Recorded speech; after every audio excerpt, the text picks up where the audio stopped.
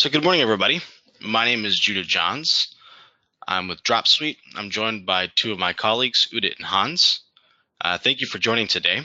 The purpose of today's call is to give you a chance to learn a little bit more about Dropsuite, the opportunity there, and how that works within the marketplace, and then specifically how the product works. So those will be the three parts. Between those three parts, feel free to ask questions. If you want, since we do have a little bit of time, we can actually unmute and do questions that way. So I'll just get into it.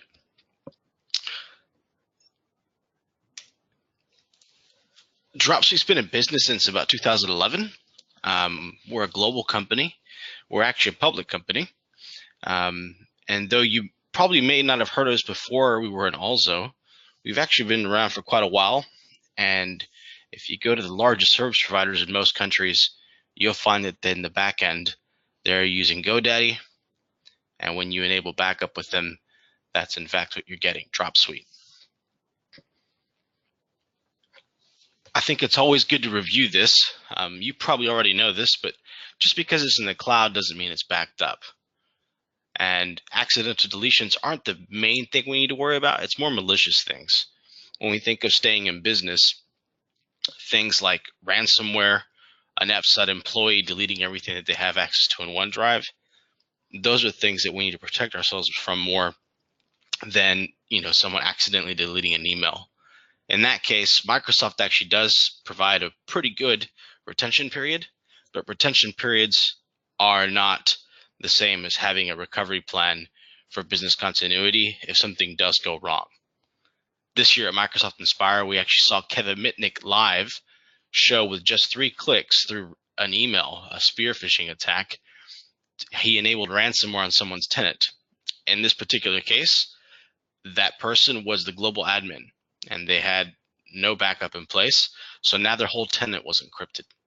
And his question was, well, what are you going to do now? If you don't have a backup in place, the retention period that Microsoft gives you, that just copied what's already there, so everything's encrypted.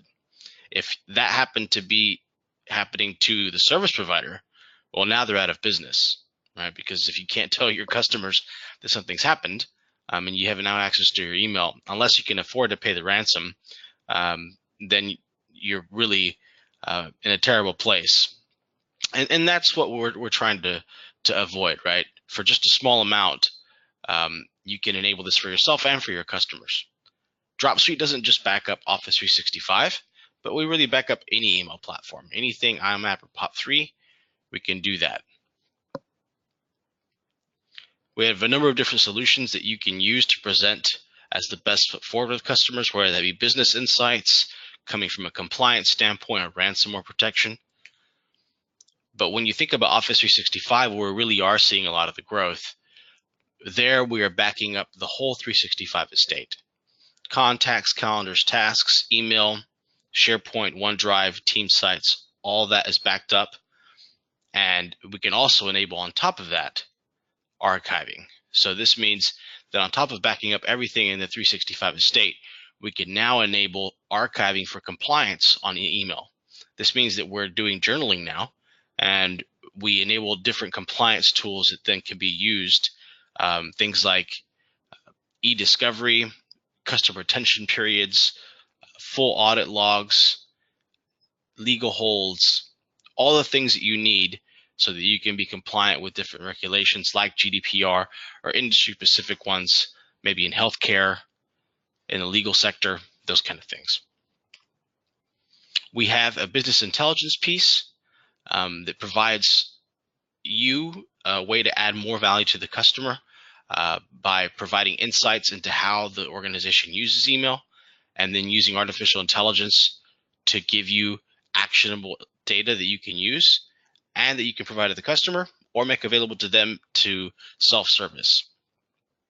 And I'll show that when we get to the demo. So essentially, we have one product with 2 SKUs. The backup only on the right, this is backing up the whole 365 estate, or if you're talking about hosted Exchange or G Suite, something like that, the backups are every 2 hours on the email. That comes with unlimited storage. It's a simple per seat pricing. So that means It's one license, one user, one mailbox, and that gives them everything within 365 backed up. There's no minimum commit. We don't charge any ingestion fees, and the data is also never locked in. So at any point, the customer or you can download that, and there's no charge for that. So no egress fees. Then within that, we're doing the email backup, SharePoint, OneDrive, Team Sites, as I mentioned, providing the insights and analytics, and able to do those really easy one-click restores. On the left-hand side, we have everything that's in the business backup that's on the right, but we've enabled archiving. So now everything that touches the mailbox, in or out, is captured. Again, that's unlimited storage, unlimited retention, but we've enabled now the e-discovery, the advanced search, customer retention periods, audit trails, everything that your customer needs to be compliant. So unless anyone has any questions here, I would pass this over to my colleague Udit and let him show how this looks within the ACMP and how you can enable the NFR licenses we provided to you so that you yourself can try the product within your organization at no cost.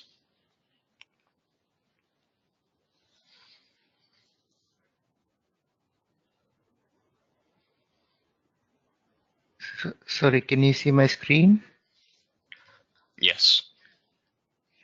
It's coming up there. Yeah, okay, perfect.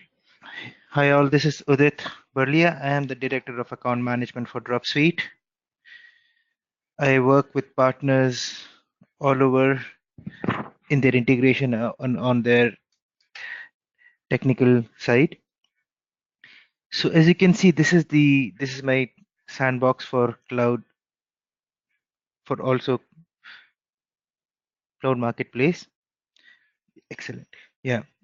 So okay, so we've got two services here. If you check the marketplace, so once this has been deployed, we have two services here. One is the partner service, and second is the actual email backup and archiving service.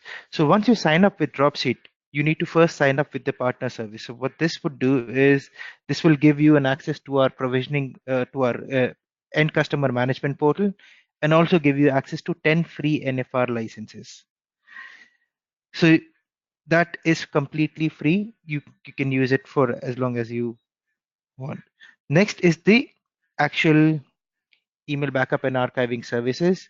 So this would be for each of your tenant. You will have to order one of this for each of your tenant.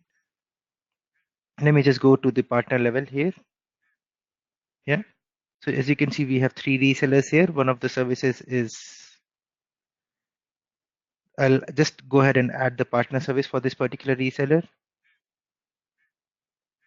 Accept the terms of service, click next.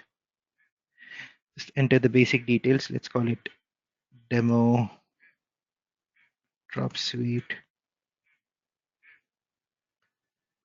Yeah, subscription type. Like I said, you can choose to have 10 NFR licenses that you can use internally at no additional cost. So you just enter this. I mean, this is almost immediately provisioned, so you can choose to have this option on. Now, once this is provisioned, you will see the initial username and password here. Just a second. Yeah, almost there. But this is the credentials that you would see, the initial username and password on the same screen. Excellent. So if you just open this link here,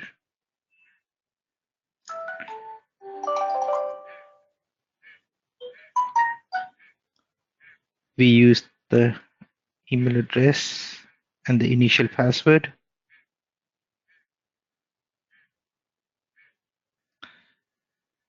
And we sign into the management portal.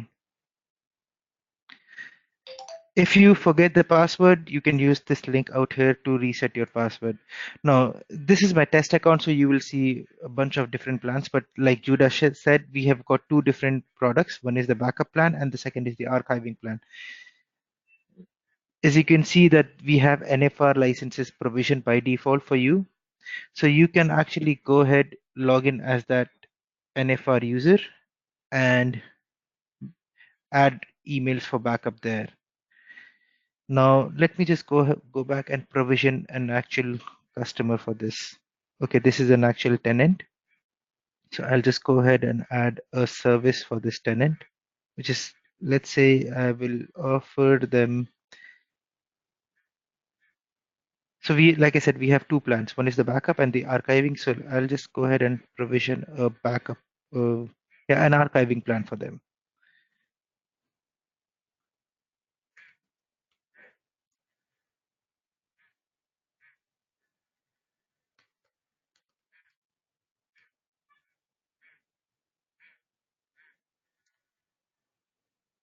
Excellent.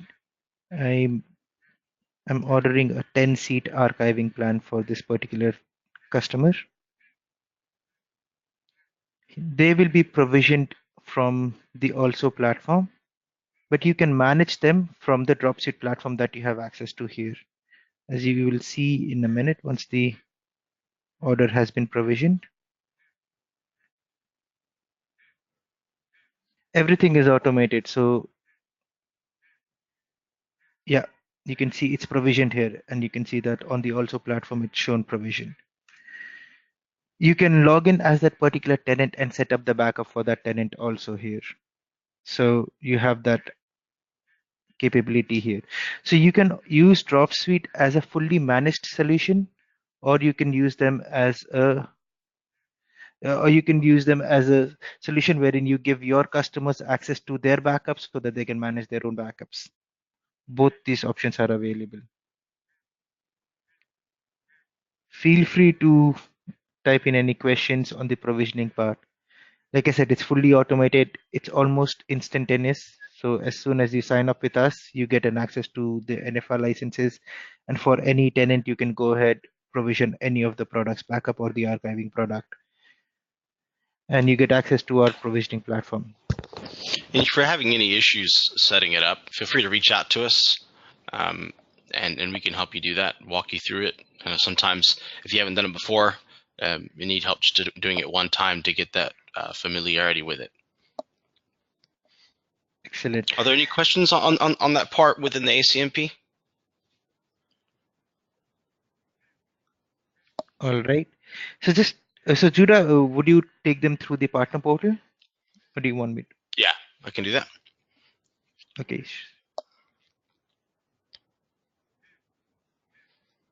Yeah, you should have screen share access back.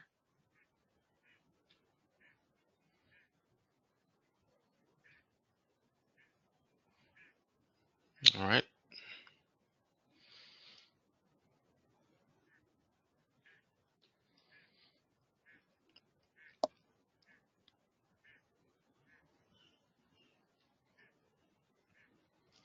All right, cool. I believe everybody can see my screen now. So as Udit showed, you'd set things up in the ACMP, and then you'd come here to actually set up the backup for a customer. So the first time you came in here, this wouldn't be here. So you'd go over here and you'd click Add Backup. That's the first thing you would do. Then once you were here, you would select which email platform you want to set up. And if you didn't know the admin passwords, you could actually send an email with a link to whoever it does, and they could set it up. But if you do know it, as it tends to be with most MSPs providing a fully managed service, then you leave that there, click here.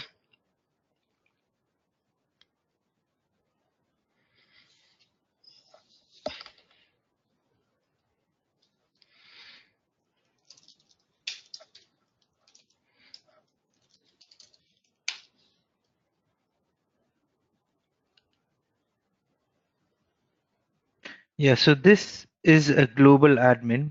So Yep.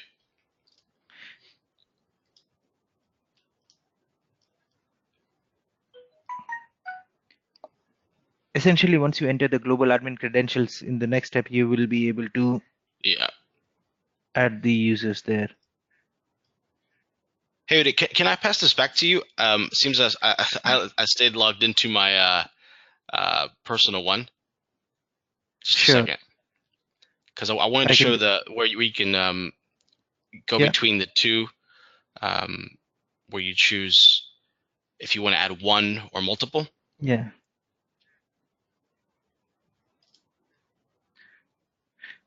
Okay, sorry about that, guys. So yeah, you log into an end customer tenant from here, from your management portal. You hit add backup, hit Office 365. Yeah, if you just want to add one user, you can use this option, but if you want to add multiple users, simply go to Office 365, enter your global admin credentials here, accept the permissions. This global admin doesn't have to have an active mailbox license. It could be an unlicensed global admin. You can set it up to auto discover, wherein we'll automatically identify and add all the emails, all the users which are in this particular tenant account to the backup. So once I select auto discover, you can see I can exclude some mailboxes also if I want. For example, in the first one, I don't want to back up some of the shared mailboxes or some of the user mailboxes. I could even exclude them in the auto discover. Or you can choose to select the mailboxes and add them one by one. Yeah, I'll just go ahead with the option to add manually. As you can see, we do have a bunch of mailboxes which are already added, but you can select the ones that you want to add and hit start backup. That's it. That's all that there is to the setup process.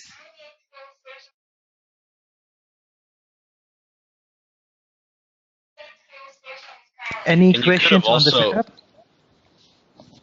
yeah, I was going to just mention as well there, you can later on, if you'd like, enable the auto discover. So if you don't want to enable it at the beginning, you can come back at a later point, Absolutely. enable that so that any new emails that are added under the global admin will be automatically detected and added to the archive. Yeah, and this would set up the backup for Exchange, emails, contacts, calendars, tasks, SharePoint, and OneDrive. So all the setup is done using this single sign-on that we've just shown earlier on. Yeah, sorry about that, guys. Yeah, can you see my screen? Yes, your screen is Yeah, visible, Odys. yeah, perfect. Yeah, so once you have enabled the backups for them, the backups would start immediately. As you can see, the backups are running. If it's an archiving solution, we will automatically create the journal rules on Office 365 Exchange Compliance Center. We'll automatically set up the SMTP connectors there. You don't have to do anything. Everything is done automatically. That's the entire setup process. And you, at any point of time, you can go back to your management portal from here and manage multiple tenants directly from here. All the provisioning will be done from the also platform, but all the management of the accounts would be done from Dropsuite platform. Yeah. And if you do decide to give your customers access to their backups, you can go to the user management. Yeah. You can go to the user management here and hit grant permissions, and then you could give every individual user access to their backups also. This is something that most of our competitors do not have, granting individual users access to the backups. You can make a user as a full admin or a group admin to a particular department.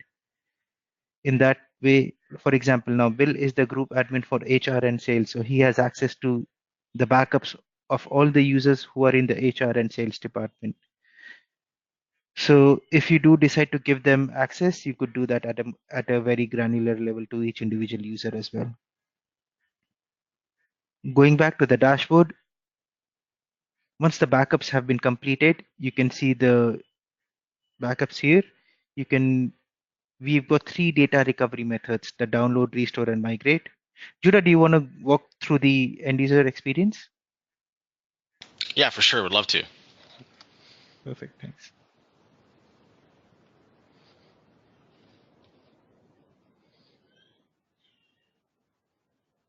So once you're here, you have, as you mentioned, a number of actions you can perform at mailbox level. So you could go in and actually download that whole mailbox as an email or a PST. You could do a restore. And when you click on restore, that takes you to this page where you're asked to enter a time frame. So you could say maybe just a certain period of time or the whole thing, right? And you click restore. Separately from that, you also have the migrate button. So that migrate button allows you to take that whole mailbox and move it to another email platform. Think of this as a one-to-one migration tool. It's not a mass migration tool, but you can move from hosted Exchange to 365 or from G Suite to hosted Exchange. It does allow you to do that.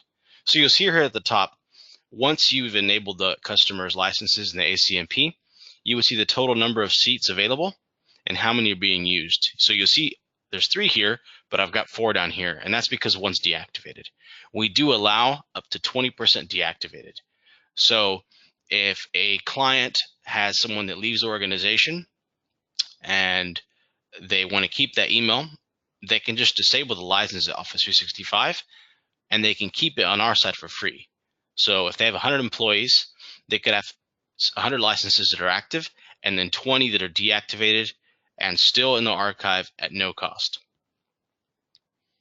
So we have the mailbox actions, so at mailbox level, but we can also go in and do things at message level.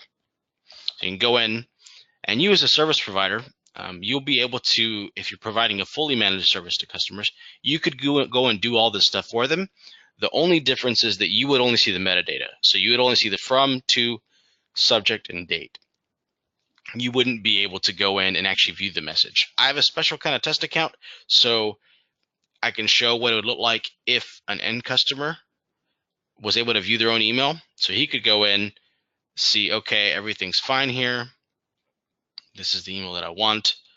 Select that email and say, I want to download that. And that's running now. And I also want to restore it. That's running now. And I'll touch on these 2 here a little later, the migrate and the tag, and when I go to the advanced search.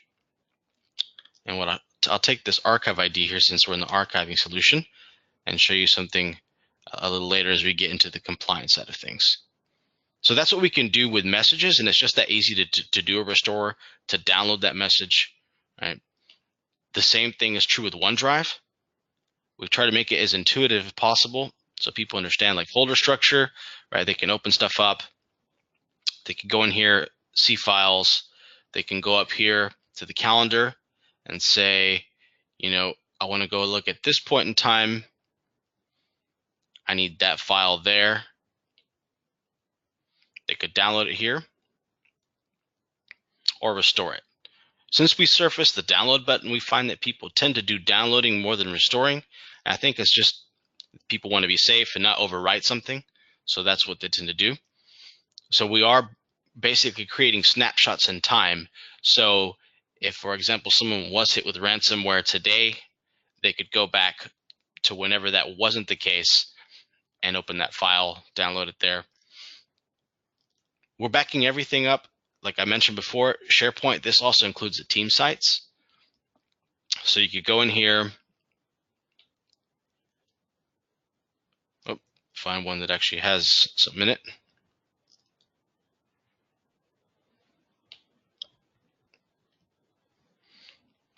And you could go back again, find a point in time.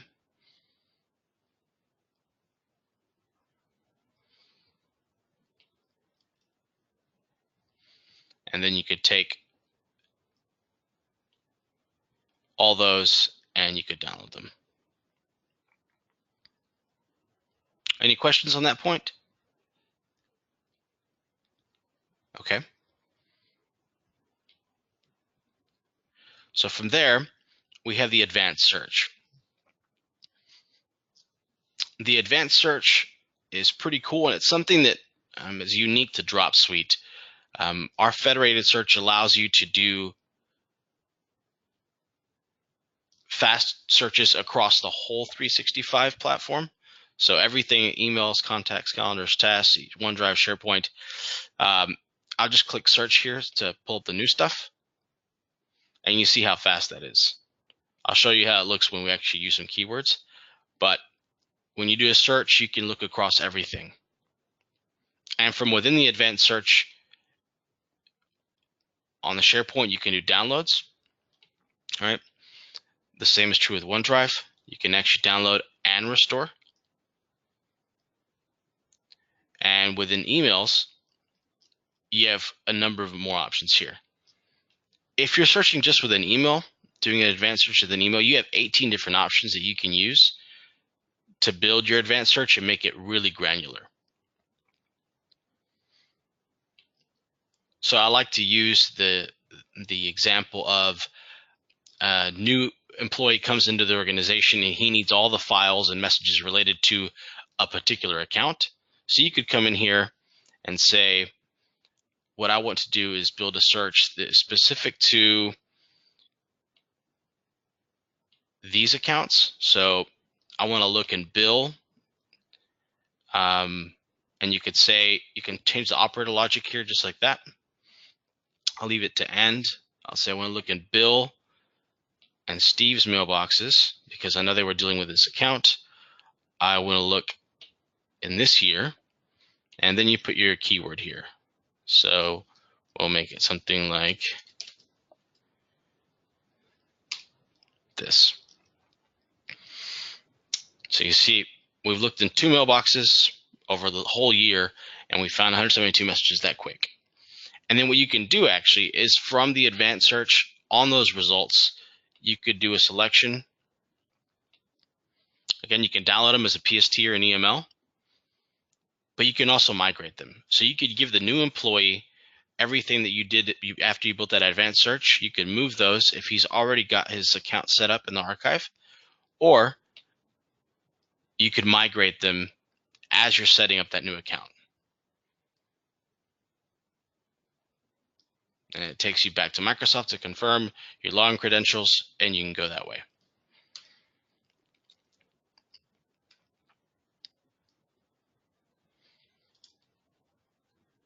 Any questions there? All right. If there's none, just feel free to raise your hand or type a question into the chat. Separate from that, we've got the attachment manager.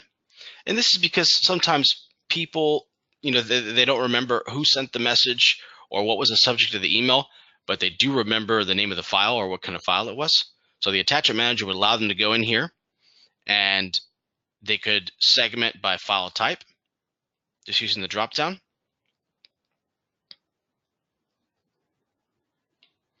Or they could do a quick search here.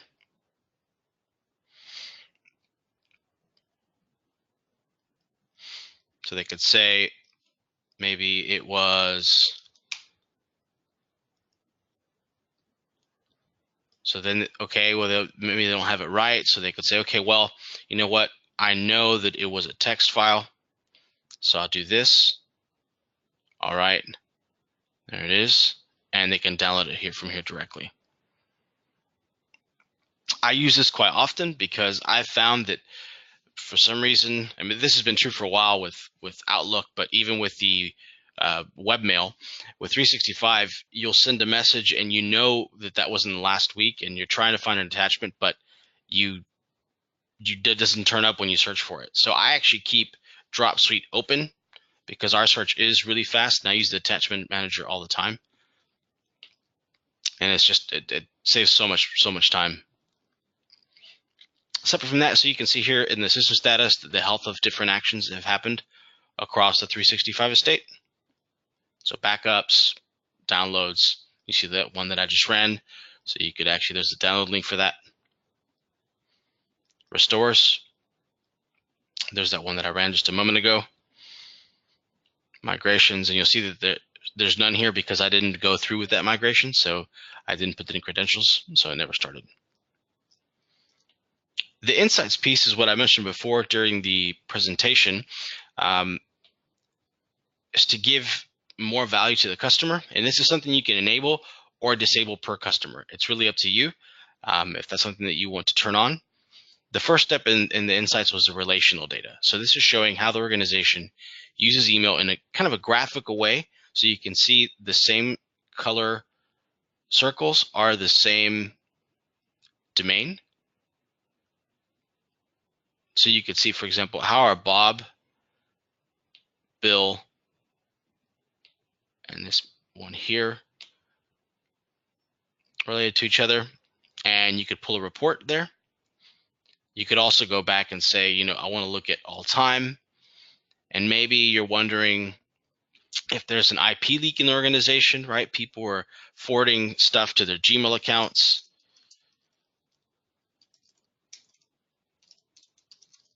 So you could go like this.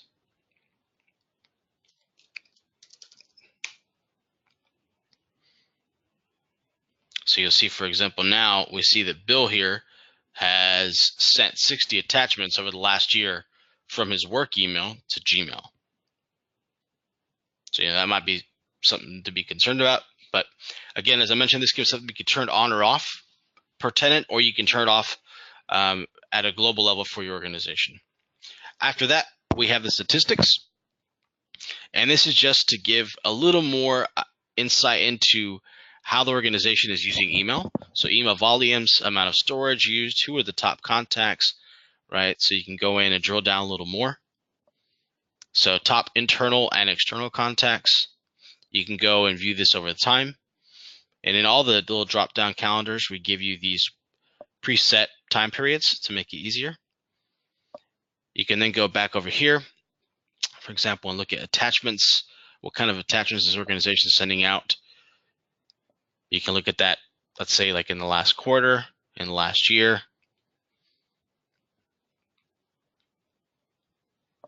And by hovering over here, you can see, oh, the main thing we're sending out is JPEGs.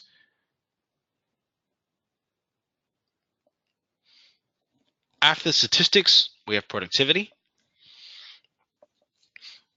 So you can look at who are the top senders and who are the top recipients, and vice versa, internally and externally. So who are the top senders to people internally? And for example, who are the top senders to people externally? And it can give you that over time. If you have a service-based organization that you're working with, you could provide them with things like email response times. Say, looking at this here, this is a test account, so they don't send emails to each other. But you can look at externally, 0 to 3 hours, 3 to 7 hours, and there's one message out here with responded somewhere between 2 and 10 days. And the last one is kind of like a work-life balance. Looking at when the first and last email of the day are sent. You could, for example, if you have support staff and you see that one guy is doing all the work, right? Maybe you can help balance things out. Sometimes people don't even notice these things, that because of the way things are being done, they have no way of looking into and understanding why one person seems to have more email volume. It could be the way the support system's set up, right? It could be something where the queuing is not working very well. But you could look in here and see maybe one person is being overworked, right? And things need to be balanced out a little bit. And the insights, as I mentioned before, can be disabled in some industries, and having this enabled would not be good for GDPR compliance. So you could turn that off and it wouldn't be visible to anyone, and it wouldn't actually even be working in the background. The last bit is the compliance. And this is when we talked about the two SKUs. There's the business backup and then the archiver. The way to tell at a high level is in the business backup, you wouldn't see this tab. In the compliance one, this is what you see. So the e-discovery, this is the same as the advanced search, but with one extra thing, which is that you can save that search. So you can build your advanced search, you can give it a name, and once it's saved, you can do a few things with that. So you can mark that for review, and I'll show that here in a little bit what that does. So you build your e-discovery search, you save it, and then the next step is that you can enable or disable alerts. What this would do is whoever created that e-discovery search would get a notification whenever something matching that comes in. And you may have noticed on the right-hand side, we have these quick tips. This is on every page, and it's to give contextual help and produce support queues for you. But at the same time, maybe one of your support staff is helping a customer. It also helps them to make sure that they're doing, they understand what they're seeing on the page. After alerts, we have tags, and this is for classification. So you could create tags that can then be used to classify email. and it's just as easy as going in.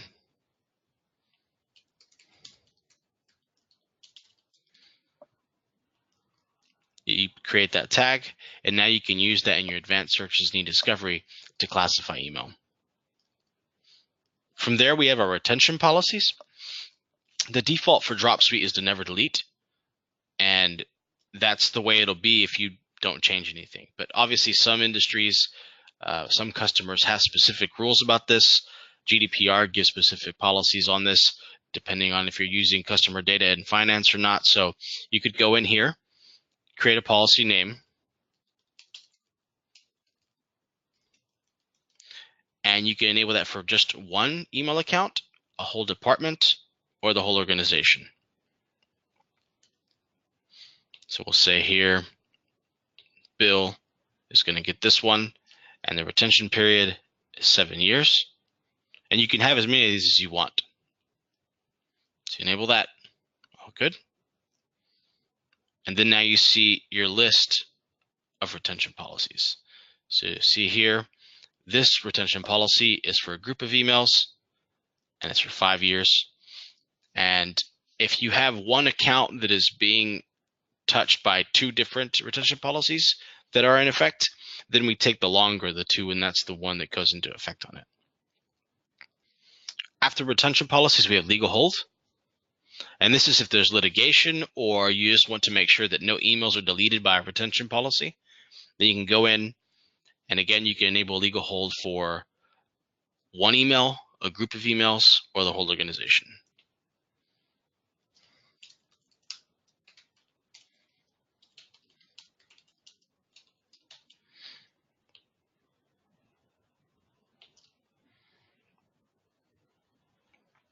And those legal hold will supersede any retention policy as long as it is in effect.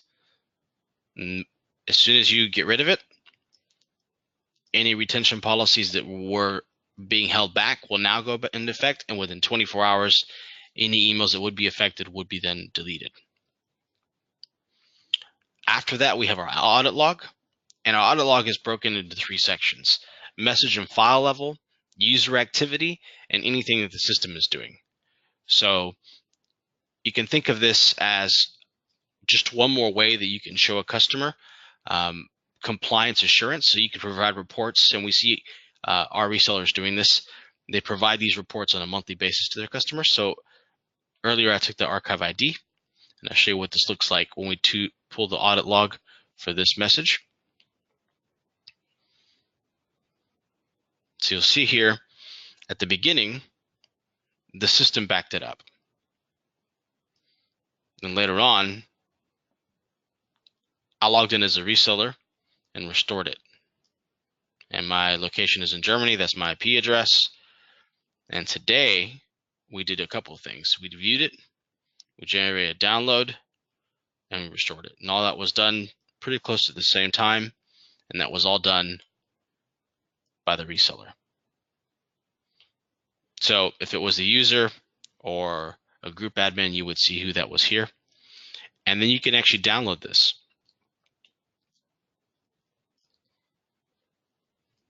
Here you got your download list of the reports you've generated, and you can generate those reports across those 3 different areas so that you have a full audit log and a full chain of custody for messages, for files, user activity, and anything the system has done.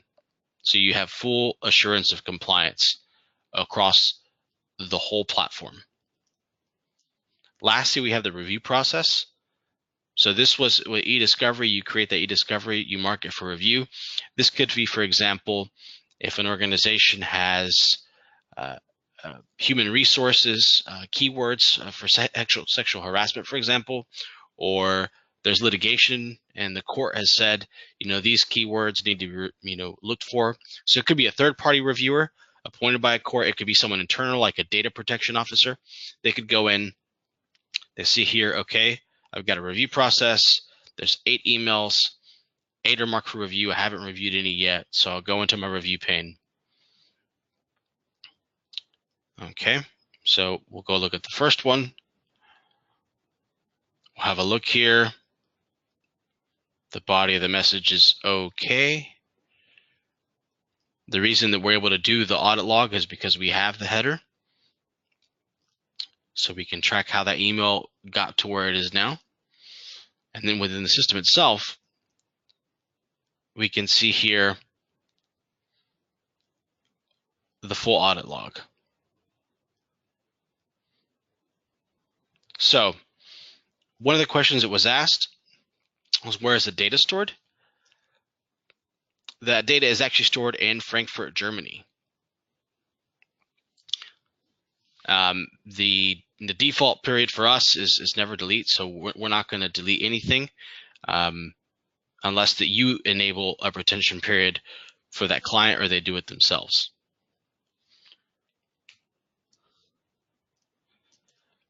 The pricing is there in the ACMP. It's $4 for the archive. Yeah, go ahead. Yeah, well, it's in kroner in the Norwegian there, in the ACMP, so it's slightly different. I actually do have that pricing, and I can show it.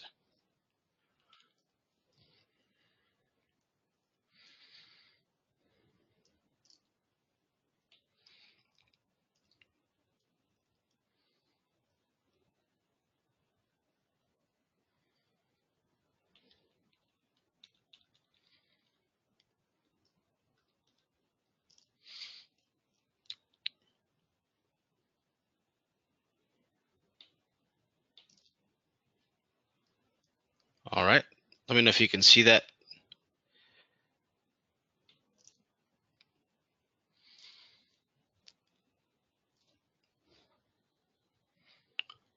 So this is the pricing for you there in Norway. So we have the reseller pricing there at the bottom, and then the suggested MSRP above. So when you think of the difference in price between the two, and all the value that you're getting with just the archiving, it makes more sense just to offer the archiving, especially when you think of GDPR compliance and how many customers are actually dealing with user data. It's just easier to enable the archiving, present that to them, and it's really easy to do.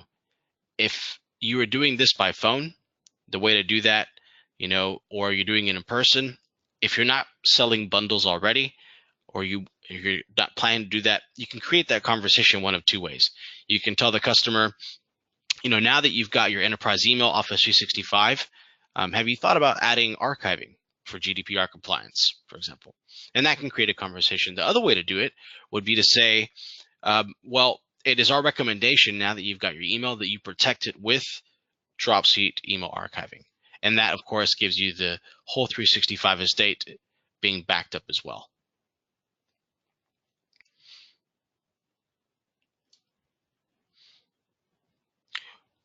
There were a couple other questions here.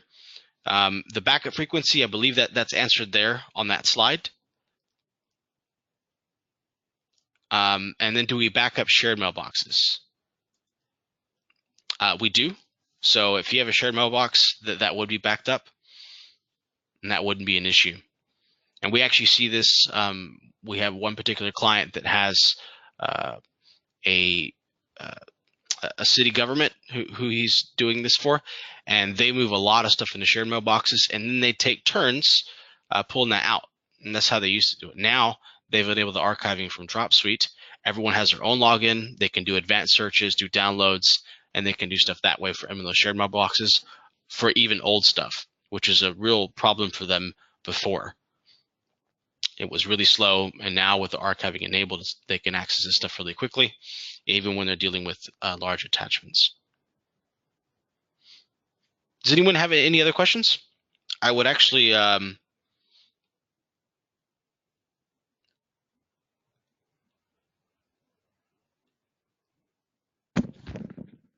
if anyone would like to speak up, I can unmute you here.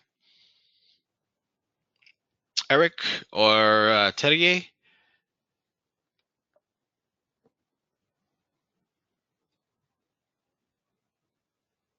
Okay.